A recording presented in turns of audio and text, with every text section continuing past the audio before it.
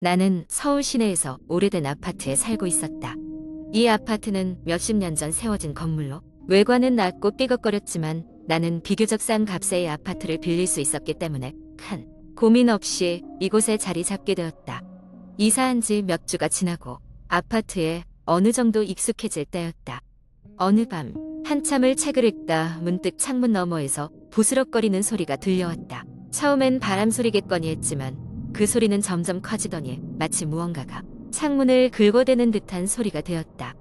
소름 끼치는 기분에 커튼을 슬쩍 열어봤지만 바깥에는 제대로 보이지 않는 어둠뿐이었다.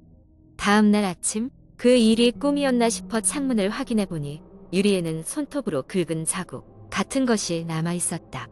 며칠 후 회사 동료와 늦게까지 술자리를 가진 후 피곤한 몸을 이끌고 집으로 돌아왔다. 엘리베이터를 타고 올라가던 중 갑자기 엘리베이터가 삐걱이더니 7층쯤에서 멈춰버렸다. 나는 혼자 덜컥 겁이 났지만 침착하려고 노력했다. 휴대폰을 꺼내들고 전화를 걸려 했지만 신호가 잡히지 않았다. 그러다 그 순간 엘리베이터 문틈새로 누군가 지켜보고 있는 듯한 기분이 들었다. 어둠 속에서 형체는 보이지 않았지만 나는 본능적으로 그 시선을 느낄 수 있었다. 몇 분간의 공포 끝에 엘리베이터는 다시 움직이기 시작했고 간신히 집에 도착할 수 있었다. 몸은 땀으로 범벅이 되어 있었고 가슴은 마구 뛰고 있었다. 안도의 한숨을 내쉰 후 침대 위로 몸을 던졌다. 그러나 이상한 일은 거기서 끝나지 않았다. 그날 밤 누군가 방문을 두드리는 소리에 잠에서 깼다. 시계를 보니 새벽 3시였다. 이 시간에 누가 찾아올 리 없었기에 무시하며 다시 잠을 청하려 했지만 두드림 소리는 계속되었다. 참고 참다가 결국 문을 열어보았지만 복도에는 아무도 없었다. 섬뜩한 기분에 방문을 닫으려는 순간 회색빛의 형체가 복도 끝에서 서성이는 것이 보였다. 마치 연기처럼 흐릿한 형체였지만 그것은 분명 사람의 모습을 하고 있었다. 나는 두려움에 얼어붙은 채 몇 분간을 멍하니 서 있었다. 정신을 차리고 급히 문을 닫아버렸다. 그 후로도 간헐적으로 이상한 소리와 환영에 시달렸다. 바람이 없는 날에도 문이 스르륵 열렸다 닫히거나 커튼이 저절로 흔들리기도 했다. 게다가 가끔은 누군가가 내 이름을 부르는 것 같은 환청도 들었다. 이 상황을 견딜 수 없어 주변 사람들에게 조언을 구했지만 모두 나의 이야기를 듣고 바로 때문일 것이라며 대수롭지 않게 여겼다.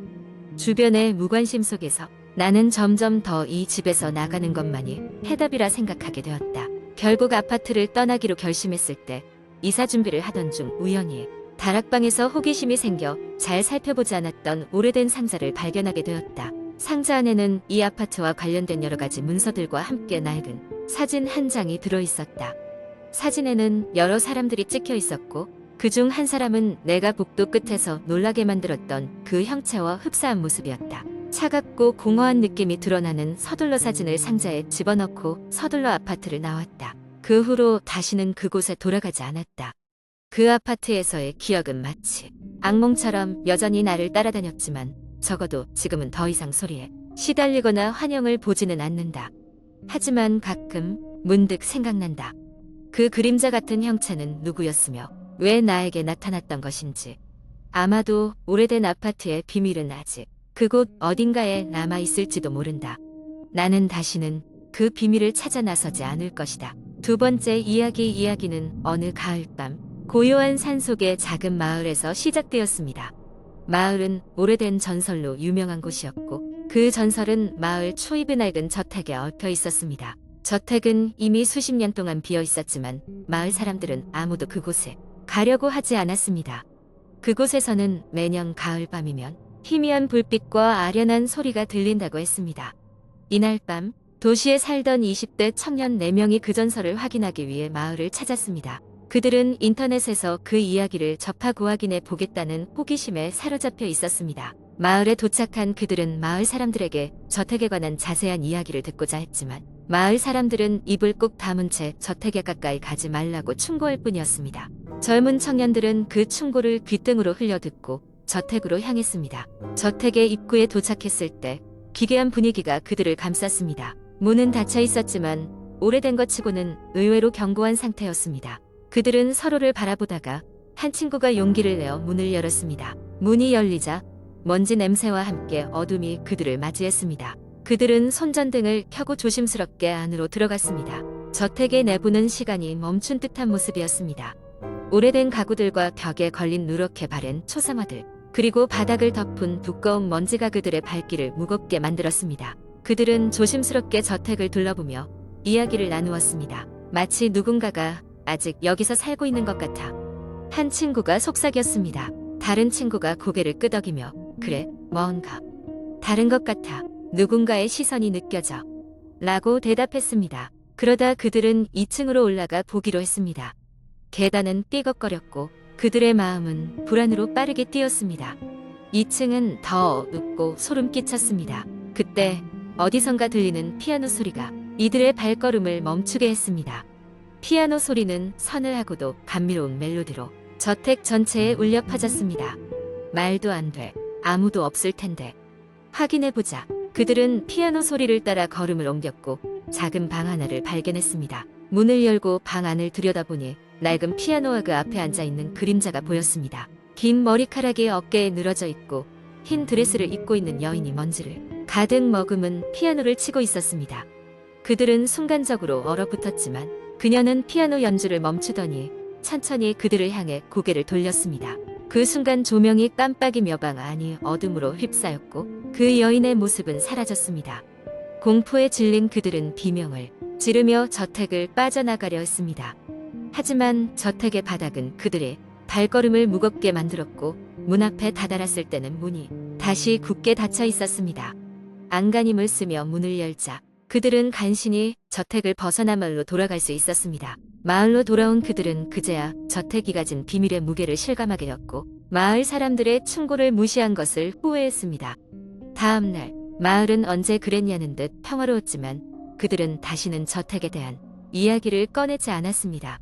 그리고 그 밤의 경험에 대해서도 누구에게도 말하지 않았습니다. 하지만 가을이 되면 저택에서 피아노 소리를 들었다는 소문은 여전히 마을에 전해졌고 사람들의 호기심을 이끌어내곤 했습니다. 세월이 흘러 저택은 점점 더 낡아갔지만 가을밤 피아노 소리의 전설은 더욱 강렬하게 사람들의 기억 속에 남았습니다.